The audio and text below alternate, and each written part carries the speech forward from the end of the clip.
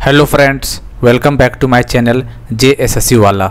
चलिए दोस्तों, हम लोग JPSC मेंस का क्वेश्चन पेपर करते हैं। पेपर 4 जो होता है पॉलिटी का क्वेश्चन। ये क्वेश्चन JSSC CGL वाले स्टूडेंट के लिए करवा रहे हैं। अभी दिखाने वाले दोस्तों कितना अच्छा क्वेश्चन है। क्वेश्चन ठीक ठाक है, कोई दिक्कत नहीं है दोस्तों। और सबसे हैरान करने वाली बात ये है दोस्तों कि अभी जो CDPO का जो एग्जाम हुआ था ना, CDPO हुआ था या फिर किसका JPSC बैकलॉग का जो मेंस हुआ था, उसका क्वेश्चन 3-4 क्वेश्चन रिपीट कर दिया है। जी हाँ दोस्तों, हमको याद नहीं है किसमें CDPO में पूछा था कि बैकलॉग में, क्योंकि इतना सारा हर एग्जाम का एनालिसिस करवाते तो पता नहीं चल पाता। लेकिन हम दिखाने वाले कौन कौन क्वेश्चन JPSC पूछा था। अरे यही क्या करेगा, हम क्यों करवा रहे हैं आपको ये सब चीज़, क्योंकि हो सके तो यही सब क्वेश्चन आपको डायरेक्ट क्वेश्चन चेप दे आपको JSSC CGL में, क्योंकि JPSC का क्वेश्चन है भाई, तो भी JSSC चेप सकता है, ऐसा कोई बात नहीं। इसलिए एक एक चीज़ हम करवा रहे हैं। तो जो छात्र इसको हमें फॉलो कर रहे हैं शुरू से लेकर, उसको वाकई में बेनिफिट होगा। हम बार बार बोल रहे हैं कि जो इस चैनल के साथ जुड़े हुए हैं उसको जरूर फायदा होगा। चलिए, तो हम देखने वाले JSSC CGL स्टूडेंट के लिए, छात्रों के लिए पॉलिटी का कुछ क्वेश्चन जो 20 सवाल आए हुए हैं, ऑब्जेक्टिव को वही देखेंगे। ठीक है, मेंस का क्वेश्चन नहीं दिखा रहे हैं आपको, ऑब्जेक्टिव दिखाने वाला, क्योंकि मेंस का काम का नहीं है। ठीक है, ऑब्जेक्टिव देखिए और उसको मजा कीजिए। ठीक है दोस्तों, चलिए अभी दिखाने वाले आपको।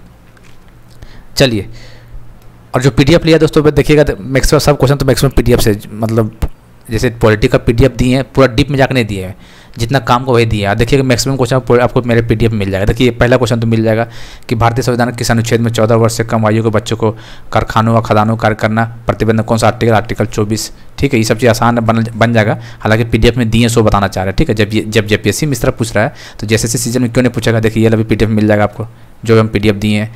कितना पार्ट था शुरुआत में पूछा है, ओरिजिनल पूछा, ध्यान दीजिएगा। ठीक है, तो 22 पार्ट, 395 आर्टिकल और 8 शेड्यूल, ये तो था। ठीक है, ये सब ये भी मिल जाएगा आपको। देखिए PDF में ये भी तीसरा क्वेश्चन मिल जाएगा, मेरे PDF में बता रहे हैं ना आपको। इसे सब जो काम का वही चीज़ हम लिख के दिए हैं आपको।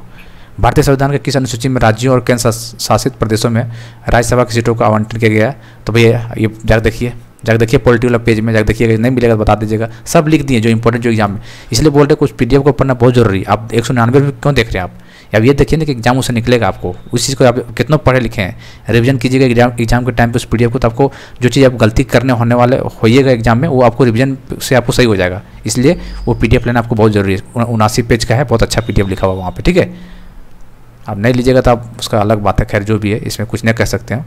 चलिए, संघ व राज्यों के लेखों के साधारण के प्रपत्रों को निर्धारण राष्ट्रपति किसकी मंत्रण से करता है। तो सबको पता है CAG। ठीक है, CAG के पर्व। ठीक है, और CAG ये भी आर्टिकल वहाँ पर बताया 19 कितना आर्टिकल, 148 आर्टिकल है।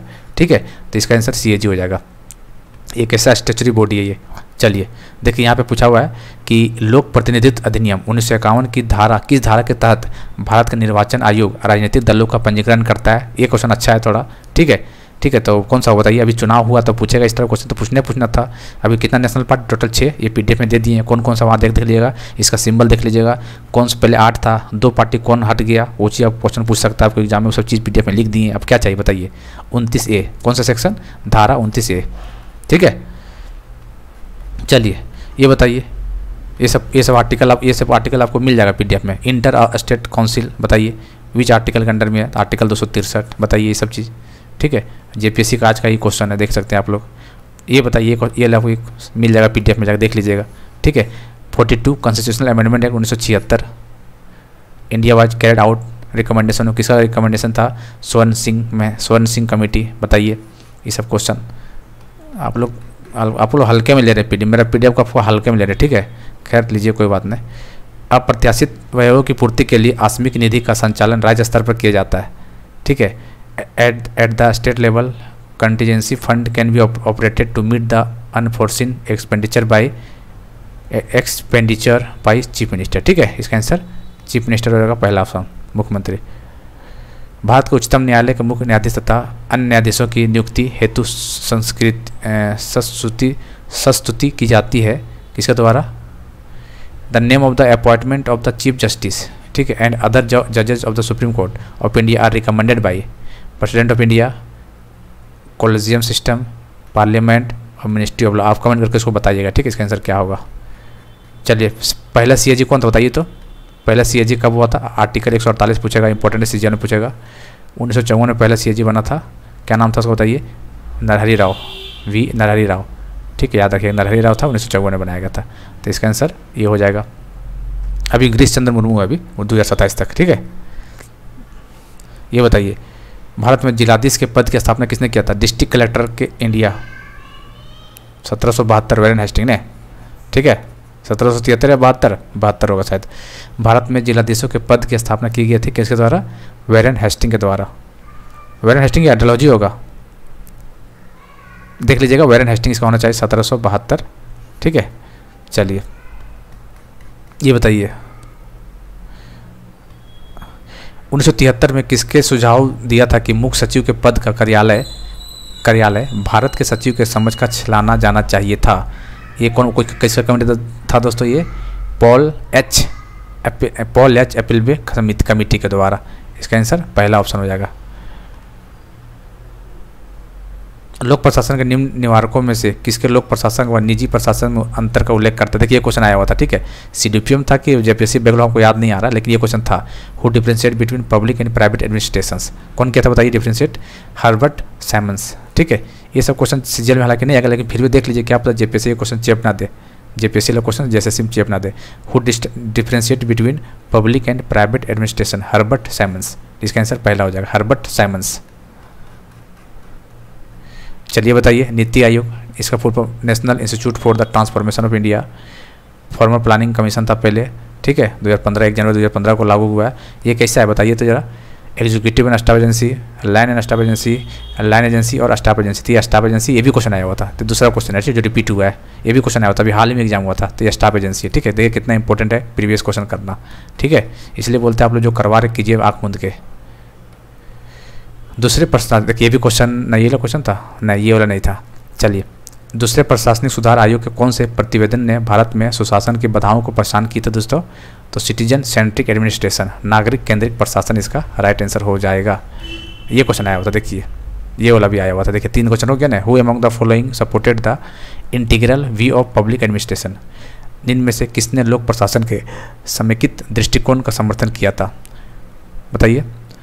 Integral view of public administration था लूथर गुलिक। ये क्वेश्चन आया हुआ था CDPO या फिर जेपीएससी मेंस। देखिए क्वेश्चन रिपीट हो गया दोस्तों, 3 सवाल जो लड़का लोग देख लिया होगा, 3 सवाल करके आया, जिसको नहीं पता क्वेश्चन अच्छा चाहिए, पहली बार देखेगा तो नहीं बना पाएगा वो, ठीक है, ये अच्छा क्वेश्चन है ये। लूथर गुलिक जो पढ़ा वही बना पाएगा, हालांकि वही जो देखा होगा एनालिसिस हम करवाए थे, हालांकि मेरा तो यही तो है जो भी एग्जाम होता है उसका एनालिसिस करवाते हैं। झारखंड का मेनली फोकस है, बाकी और भी एग्जाम जो अच्छा लगता है उसको भी करवा देते हैं, ठीक है, ताकि आपको फ़ायदा मिले। लूथर गुलिक इसका राइट आंसर हो जाएगा। चलिए भी आर्टिकल मेरा PDF में मिल जाएगा आपको। भारतीय संविधान में कौन सा एक अनुच्छेद राज्य लोकसभा आयोग की स्थापना का प्रावधान करता है? तो आर्टिकल 315। चलिए ये देखिए, ये भी क्वेश्चन रिपीट हो गया, देखिए ये वाला देखिए, बताइए 4 क्वेश्चन रिपीट हो गया। लोक प्रशासन में फास्ट कॉर्व के दृष्टिकोण किसने समझा था? बताइए, ये क्वेश्चन रिपीट हो गया। टेलर, फेयोल, गुलिक, अरविंद। तो इसका आंसर क्या हो जाएगा? पोस्ट कॉर्व गुलिक इसका राइट आंसर हो जाएगा। ये भी क्वेश्चन रिपीट हो गया, ठीक है। Who among the following scholar is associated with the term bureaucracy, निम्नलिखित में से कौन सा विद्वान नौकरशाही नाम से जुड़ा हुआ है? बताइए। मैक्स वेबर नौकरशाही, Elton Mayo, Max Weber, Henri Fayol, Max Egger. तो मैक्स वेबर इसका राइट आंसर है, वो इसको देख लीजिएगा, ठीक है, Max Weber is the right answer, Max Weber. चलिए लास्ट क्वेश्चन बताइए। National NDMA national disaster management authority works as an agency of, राष्ट्रीय आपदा प्रबंधन प्राधिकरण NDMA कौन से मंत्रालय के अधीन में एक अभिकरण के रूप में कार्यालय है? पता है, home affair, ministry of agriculture, defence या फिर रूरल डेवलपमेंट?